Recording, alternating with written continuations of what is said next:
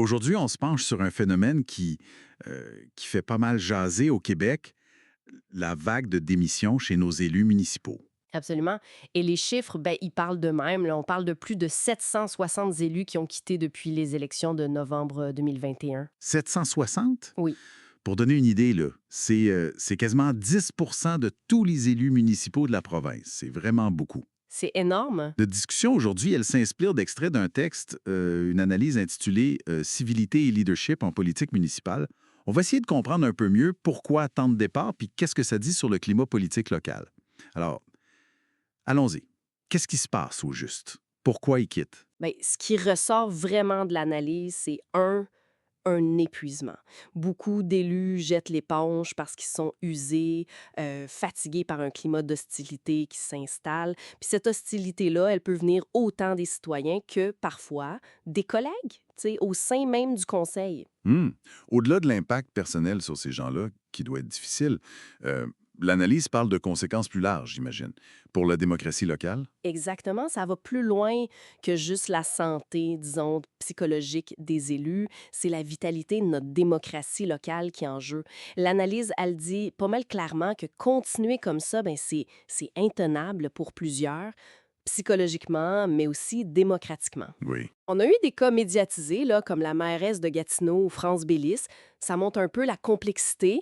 Elle dénonçait le climat, mais en même temps, elle était visée par des plaintes qu'elle nie. Bon, mais il faut voir plus large. Le problème dépasse vraiment ces cas individuels. Parlons justement de cette hostilité qui vient des citoyens.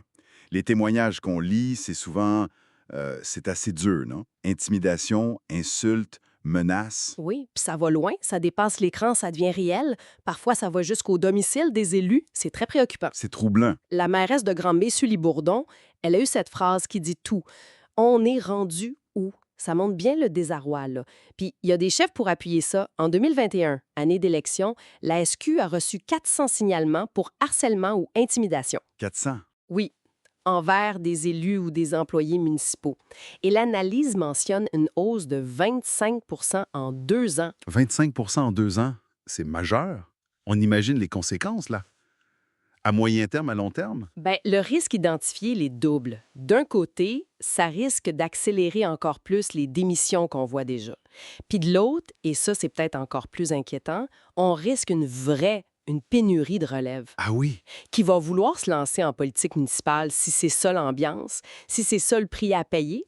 C'est une menace directe au renouvellement démocratique, tu sais. Oui, je comprends. Mais l'analyse, elle ne met pas juste le blâme sur, disons, l'extérieur. Elle suggère qu'il y a aussi une part de responsabilité à l'interne, chez les élus eux-mêmes. Effectivement. C'est un point important qui ressort. Il y a comme un appel, une invitation aux élus à faire une bonne introspection, à regarder leur propre comportement, surtout entre collègues. Mhm. L'incivilité, les dynamiques, disons, moins saines, ça vient pas toujours juste des citoyens. Ça peut aussi naître et grandir à l'intérieur même des conseils municipaux. Donc, demander plus de civilité aux citoyens, c'est une chose, mais ça doit venir avec un engagement des élus à prêcher par l'exemple. C'est un peu ça. C'est une conclusion assez centrale de l'analyse, oui. Mhm. Le leadership en matière de civilité, ça doit commencer par eux. Les élus sont vraiment appelés à montrer l'exemple ou, au minimum, à ne pas empirer les choses eux-mêmes, là. Face à cette situation que l'analyse qualifie de véritable hécatombe, est-ce qu'on parle de pistes de solutions? Qu'est-ce qu'on peut faire? Il semble y avoir un accord sur l'urgence d'une prise de conscience collective. Ça implique tout le monde, citoyens, élus et aussi le gouvernement provincial. Deux grands besoins semblent se dégager. OK. Et quels sont ces besoins? Premièrement, il faut mieux soutenir les élus municipaux. Ils font face à des pressions croissantes, puis peut-être que le soutien actuel n'est pas suffisant ou perçu comme tel. Là, la société, le gouvernement provincial, ils ont un rôle à jouer. D'accord. Et le deuxième besoin? Le deuxième, c'est cet appel aux élus eux-mêmes, qu'ils reconnaissent qu'ils font partie de la solution, en travaillant activement à améliorer les relations internes puis à incarner ce respect mutuel dont on parle. OK. Donc, si on résume un peu ce que dit l'analyse, on a un exode inquiétant d'élus municipaux au Québec.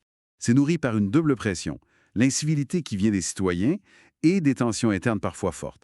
La sortie de crise, elle passerait par plus de soutien externe, mais aussi, et c'est crucial, par un engagement renouvelé des élus envers la civilité. C'est une excellente synthèse. La responsabilité est partagée, puis l'action doit l'être aussi. Tout à fait. Ça nous amène à une dernière question, pour réfléchir un peu.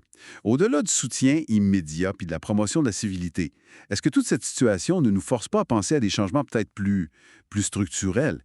Est-ce qu'il faudrait revoir comment fonctionne notre démocratie locale, ou même notre façon d'interagir comme citoyens, pour éviter que cette hécatombe, comme on dit, devienne juste la nouvelle norme?